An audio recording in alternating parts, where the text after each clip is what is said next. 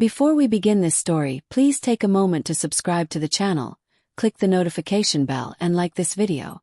Your support helps us create more powerful African stories filled with lessons for families, children, and parents around the world. Now, let's begin.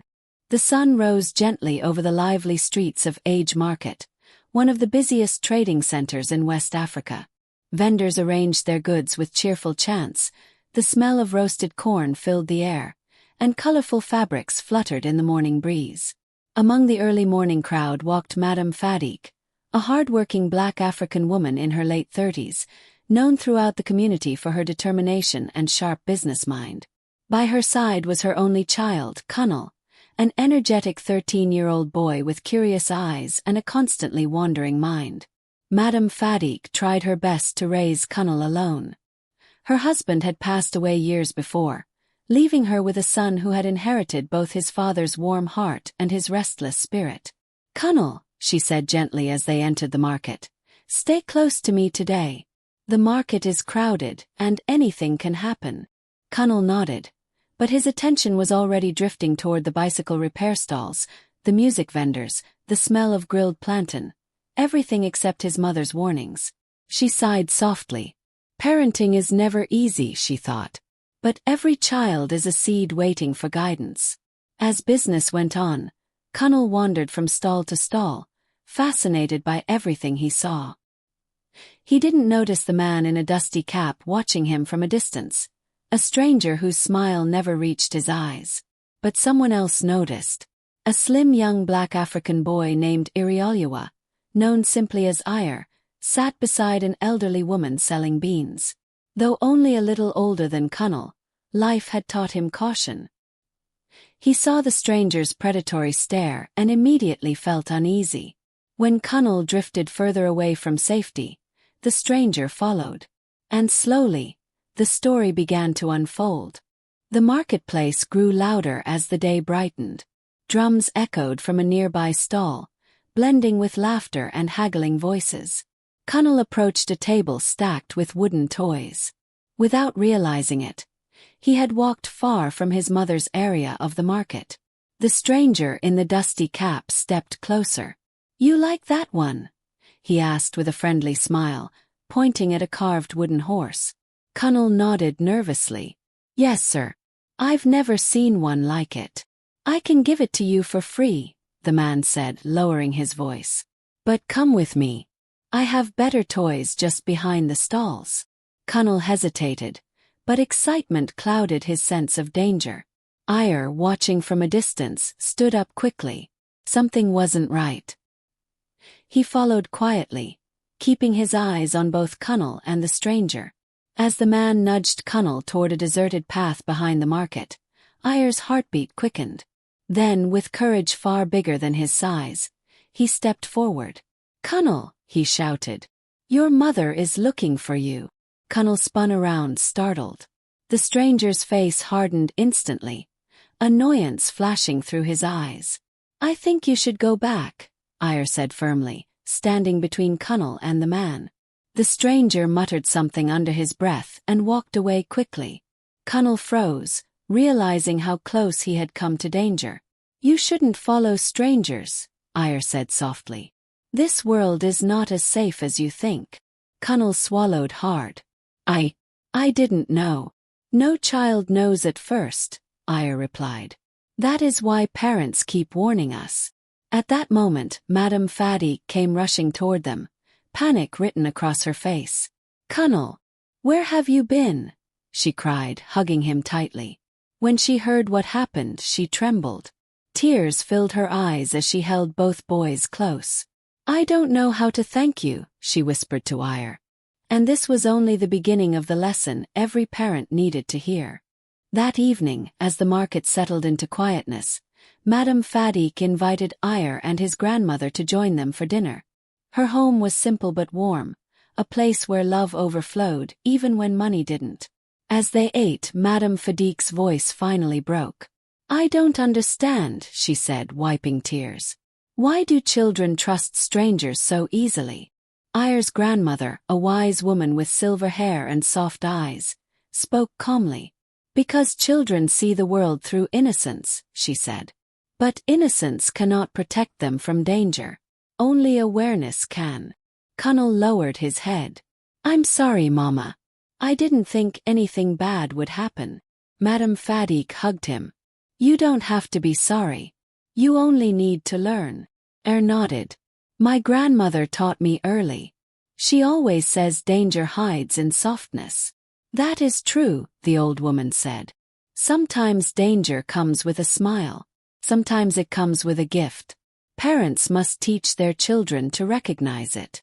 Kunal looked at his mother with new understanding. Mama, he said quietly, I will never walk away like that again. She held him tight, heart swelling with both relief and fear. The lesson had begun sinking in, but the world wasn't done teaching. Several days passed, and news spread that children in nearby neighborhoods had gone missing. The community grew fearful.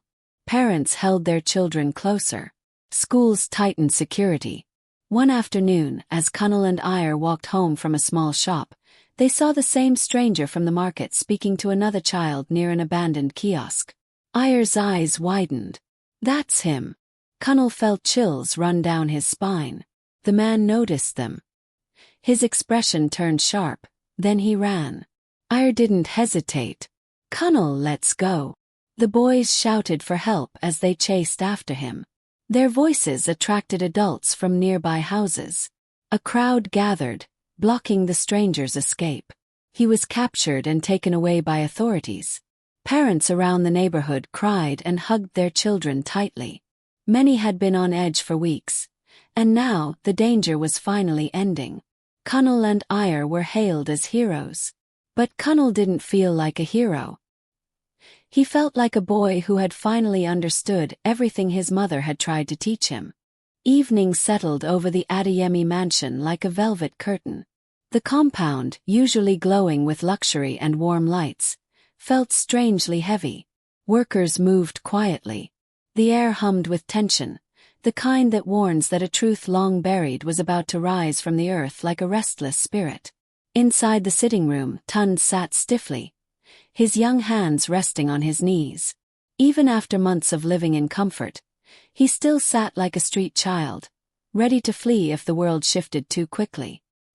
His eyes darted to the staircase every few seconds. Mr. Adeyemi had called him downstairs. Not urgently, not angrily, but with a tone Tund had never heard before, a mix of longing, fear, and something heavier, guilt.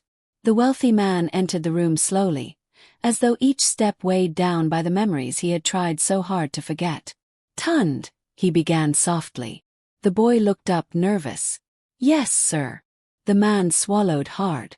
There comes a moment in a person's life when silence becomes a form of punishment. And I have been silent for too long. Tund frowned slightly, his heart beating faster. Ina Damilaire, please sit, Mr. Adeyemi said. His wife and son joined them. Damilaire held Tund's hand tightly, as if he feared something bad was coming. A long silence, the kind that fills a room until breathing becomes difficult. Mr. Adeyemi finally spoke. I met your mother many years ago, before I became wealthy. Tund's heart nearly stopped. My mother. His voice trembled. Yes, Mr. Adeyemi whispered. Her name was Kemi. A humble woman with a gentle spirit. She worked in a small tailoring shop close to my old apartment. His eyes softened at the memory. She was kind to me at a time when I had nothing. Tund felt tears rising instantly. He didn't know if he wanted to hear more, or run away. What happened to her? He asked shakily. Mr. Adeyemi closed his eyes, steadying his breath. I left town to pursue a business opportunity. The early years were rough. I slept in shops, ate once a day, fought to survive. He paused. I didn't know she was pregnant. I didn't know she had you. Tund felt his world tilt. The room spun. His mother had always avoided certain questions. She had always said, one day when it is time, the truth will find you. He never understood. Till now. When I returned, Mr. Adeyemi continued, voice breaking, I was told she had died. No one mentioned the child she left behind. They hid that from me. And he swallowed. I believed there was nothing left to find. Tund couldn't stop the tears now. They flowed freely. So all these years, Ina whispered, eyes wide. You never knew he survived? No, he said quietly. Not until the kidnapping. When I saw how Tund held Damelair. How he risked his life. How he threw himself in front of a weapon to protect a child who wasn't even his blood. His voice cracked. I saw something familiar in him. His courage. His spirit. His eyes. He looked at Tund directly. I saw Kemi. Tund trembled. Mr. Adeyemi's hands shook as he reached into his pocket and brought out an old photograph. Faded, torn at the edges. He handed it to the boy. Tund gasped. It was his mother. Younger, smiling, standing in front of the tailoring shop. Her hand resting on her swollen belly. His belly. My mother. The words escaped in a whisper. Damelair squeezed Tund's hand tighter. Ina rose from her seat, walked slowly toward the boy, and placed a gentle hand on his shoulder. Tund, she said softly. You have a home here. Whether by blood or destiny, you are family. The boy sobbed, for the first time in years. He let himself cry openly. Not the silent tears of a street child. Not the quiet weeping of a boy who slept hungry. But the deep, soul-shaking cry of someone finally seen. Mr. Adeyemi knelt in front of him. Tund, my son, he whispered, voice trembling. If you are willing, I want to make things right. I want to bring you fully into this family. Not as the boy who saved us. Not as charity. But as my child. Tund stared at him, lips quivering. Your child. Yes. Even after everything. Even after I lived on the streets. Even after. Mr. Adeyemi cut him off gently. Your past does not disqualify you. If anything, it proves your strength. Another long pause. Breath. A shift in destiny. Tund finally whispered. I want a family. I want to belong. Mr. Adeyemi pulled him into a tight embrace. The first fatherly embrace Tund had ever felt in his life. Damelair joined in, hugging both of them. Ina wrapped her arms around all three. A new family was born, not by blood alone but by courage, destiny and love.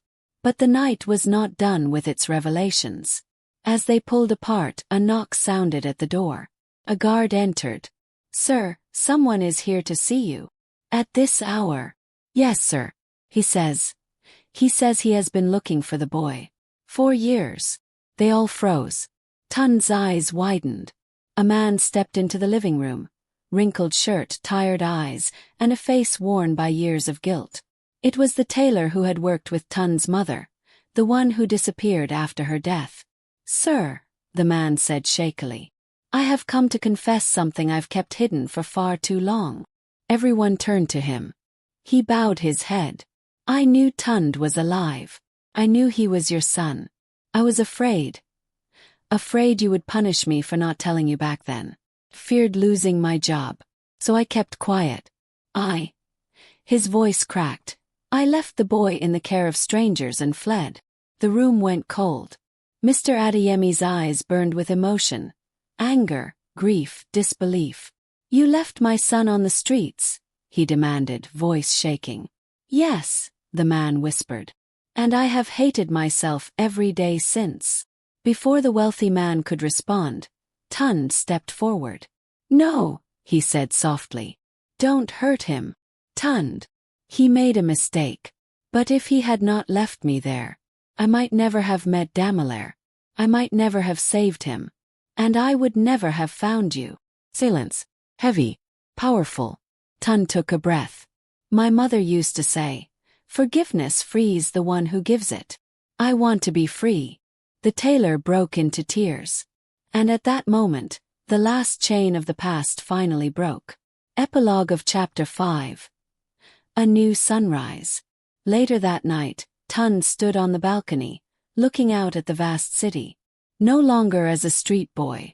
No longer as a lost child. But as a son restored.